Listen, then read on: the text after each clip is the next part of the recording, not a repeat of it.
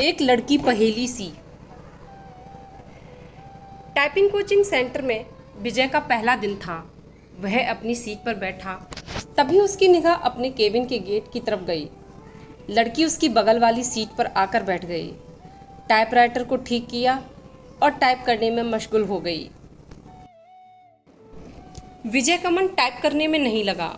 वह टाइपराइटर पर कागज़ लगाकर बैठ गया और लड़की को देखने लगा। लड़की की अंगुलियां टाइपराइटर के कीबोर्ड पर ऐसे पड़ रही थीं जैसे हारमोनियम बजा रही हो। क्या देख रहे हो? थोड़ी देर बाद लड़की गुस्से से बोली, आपको टाइप करते हुए देख रहा हूँ। यहाँ क्या करने आए हो? टाइप सीखने। मेरा आज पहला दिन है, इसलिए मेरी समझ में कुछ नहीं आ रहा है। आपको टाइप करते देखकर लगा मैं भी सीख जाऊँगा। यदि इसी तरह मुझे ही देखते रहे तो आपकी यह मनोकामना कभी पूरी नहीं होगी। 10 मिनट बाद ही विजय ने टाइपराइटर का रिबन फंसा दिया। रिबन तो फंसेगा ही जब ध्यान कहीं और होगा। लड़की उसके टाइपराइटर को थोड़ा अपनी ओर खींचकर रिबन ठीक करने लगी। इसी बीच रिबन नीचे गिर गया। वह उसे उठाने के लिए झुकी तो उसके गले की चुन्नी गिर गई। रिबन उठाने के लिए विजय भी झुका था। उसकी निगाह अकस्मात ही लड़की के उरोज़ों पर चली गई। वह सकपका गया। लो, ठीक हो गया, लड़की ने कहा। विजय का मन टाइप में नहीं लगा। वह लड़की से बात करने की ताक में ही लगा रहा। मन नहीं लग रहा है? अचानक लड़की ने उससे पूछा तो बाँछें खिल गईं। लगता है कि सीख भी नहीं पाऊंगा। आसार तो कुछ ऐसे ही दिखते हैं। आपका नाम?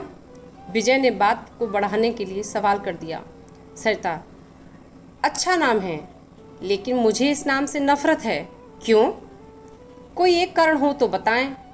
यह कहते हुए सरिता अपनी सीट से उठी और पर्स कंधे पर टांगते हुए केबिन से बाहर निकल गई। इसी दिन से विजय हवा में उड़ने लगा। रातों को छत पर घूमने लगा, तारे गिनता और उनसे बातें करता। चांदनी रात में बैठकर कविताएं लिखता। गर्मी की धूप उसे गुनगुनी लगने लगी। अपनी इस स्थिति के बारे में उसने अपने एक दोस्त को बताया तो उसने कहा, गुरु, तुम्हें प्यार हो गया है। दोस्त की बात सुनकर उसे अच्छा लगा। अगले दिन विजय ने सरिता से कहा कि आप पर एक कविता लिखी है, चाहता हूं कि आप इसे पढ़ें। यह भी खूब रही, जानना पहचान तू मेरा मेहमान। कितना जानते हैं आप मुझे?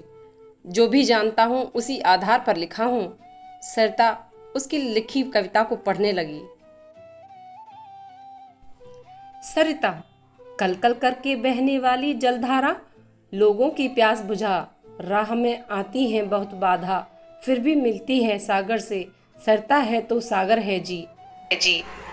कविता के नीचे उसने विजय की एक जगह सागर लिखा था। सरिता ने उसे देखा और कागज विजय की तरफ बढ़ा दिया।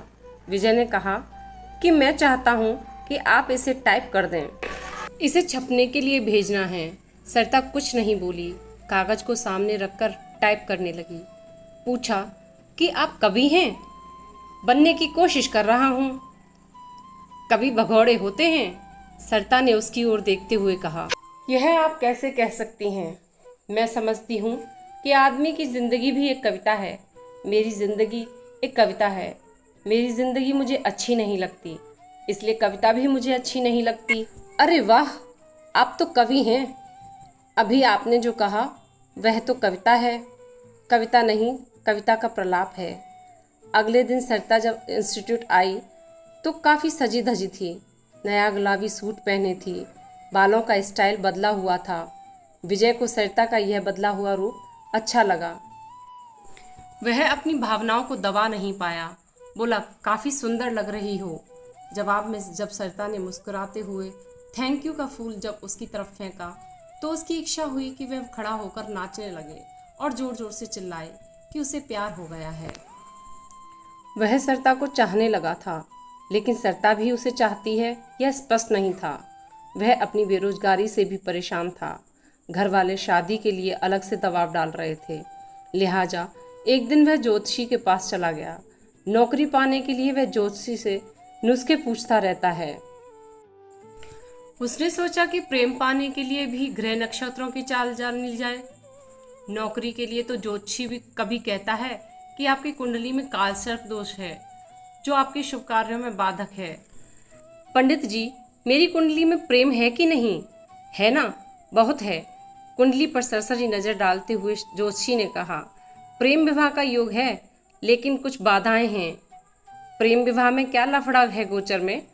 आपकी राशि में शनि की 7.5 चल रही है। शनि शांति के लिए प्रत्येक शनिवार कुत्तों को सरसों के तेल से बना मीठा पराठा खिलाएं। ग्रह शांति के उपरांत ही प्रेम में सफलता की संभावना बन सकती है। सब ढकोसला है। इतने दिनों से आप एक नौकरी के लिए मुझसे क्या क्या नहीं करवाते रहे। मिली नौकरी, साला चपरासी भी कोई रखने को तैयार नहीं। भन्नाया हुआ विजय ज्योतिषी के कमरे से निकल गया। घर पहुंचते ही मम्मी कहने लगी, तुम्हारे पिता ने एक लड़की पसंद कर ली है। उनके दोस्त की बेटी है, बीए करके नौकरी कर रही है। तो मैं क्या करूं? शादी कर लो। बिना नौकरी मिले यह नहीं हो पाएगा। फिर तो पूरी जिंदगी कुंवारे ही रह जाओगे। बीवी की कमाई खाने से तो कुंवारा रहना ही अच्छा है। कहते हुए विजय कमरे में चला गया। जिंदगी आसान नहीं। एक सप्ताह तक सरिता टाइपिंग स्कूल नहीं आई। विजय रोज आता रहा और निराश होकर वापस घर जाता रहा। 8वें दिन सरिता के आते ही वह पूछ बैठा कि एक सप्ताह आई नहीं। जिंदगी में बहुत दिक्कतें हैं। कहते हुए सरिता अपनी सीट पर बैठ गई। क्या हो गया? हमारे घर के आर्थिक हालात। इतना कहकर सरिता चुप हो गई। विजय ने कहा, समय के साथ सब ठीक हो जाएगा। सरिता ने कहा, पर माँ तो नहीं समझती। विजय को लगा कि कह दे कि फिर तुम मेरे साथ क्यों नहीं चलती, हम शादी कर लेते हैं। पर वह कह नहीं पाया। जानते हो, मेरी एक बहन 12वीं में पढ़ रही है। उसका भी एक लड़के से प्रेम चल रहा है। वे दोनों एक दूसरे से शादी करने को तैयार हैं। अगले साल बालिग होते ही शादी कर लेंगे। विजय के मन में आया कि कह दे कि अच्छा ही है, वह अपने आप वर खोज लें तो तुम्हें परेशानी नहीं होगी। वैसे भी 5,000 रुपये की नौकरी में तुम कौन सा राजकुमार उन्हें दे दोगी। अच्छा है कि वह अपने अपने प्रेमियों के साथ भाग जाएं। मैं भी सोचती हूँ कि एक बहन ने जो किया ठीक ही है, अच्छा ही है। जीवन यदि संघर्ष है तो करो। प्रेमी से पति बना व्यक्ति भी धोखा दे सकता है, जीवन नरक बन सकता है। और माता पिता का खोजा राजकुमार भी यही करता है। लेकिन माँ नहीं मानती, सोचती बहुत है और तबीयत खराब कर लेती है। पुराने जमाने की है ना। हद तो यह हो गई कि वे मुझसे कहने लगी हैं कि तू भी किसी के साथ भाग जा। मैं उन्हें इस हाल में छोड़कर किसके साथ? विजय की समझ में नहीं आया कि वह क्या कहे और क्या करे।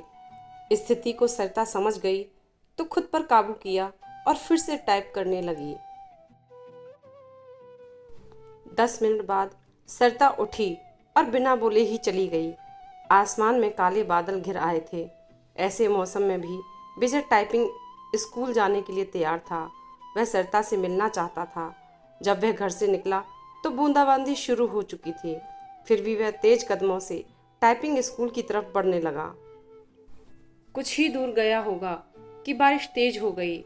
सड़क पर चल रहे लोग भागकर किसी छांव में खड़े हो गए, पर वह अपनी मस्ती में भीगता हुआ चलता रहा। इंस्टीट्यूट पहुंचकर उसे पता चला कि सरिता नहीं आई है। इतने बारिश में आने की क्या जरूरत थी? मैडम ने विजय से कहा। विजय टाइपिंग स्कूल से बाहर आया। बाहर मूसलाधार बारिश हो रही थी।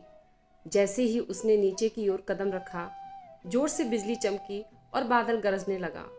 विजय संज्ञा शून्य सा भीगता हुआ घर की तरफ चल पड़ा। आप नहीं समझेंगी, सब समझती हूँ, लेकिन अब सरिता यहाँ कभी नहीं आएगी। क्यों? आपको कैसे पता? उसका फोन आया था। उसने कहा कि यदि आप आओ तो बता दूं। वह कभी नहीं आएगी। विजय की आवाज किसी कुएं में से आती लगी। वह आज ही सरिता से मिलना चाहता था। जब वह मैडम के दिए पते पर पहुंचा तो वहां ताला लगा था। पड़ोसियों से पूछने पर पता चला कि सरिता यहीं रहती थी, लेकिन अब मकान बेचकर चली गई है। कई लोगों से पूछने के बाद भी विजय को उसका नया पता नहीं मिला। निराश होकर वह घर लौट आया। वह सरिता की याद में कविताएं लिखने लगा। विजय की कविता को पत्रिका में छपे 1 माह से अधिक हो गया है, लेकिन उसके पास इस बार भी अब तक सरिता का कोई पत्र या फोन नहीं आया है। उसे उम्मीद है कि एक न एक दिन सरिता उससे संपर्क जरूर करेगी। दोस्तों, आपको मेरी कहानी अगर अच्छी लगी हो तो please like, share, subscribe and comments जरूर करें।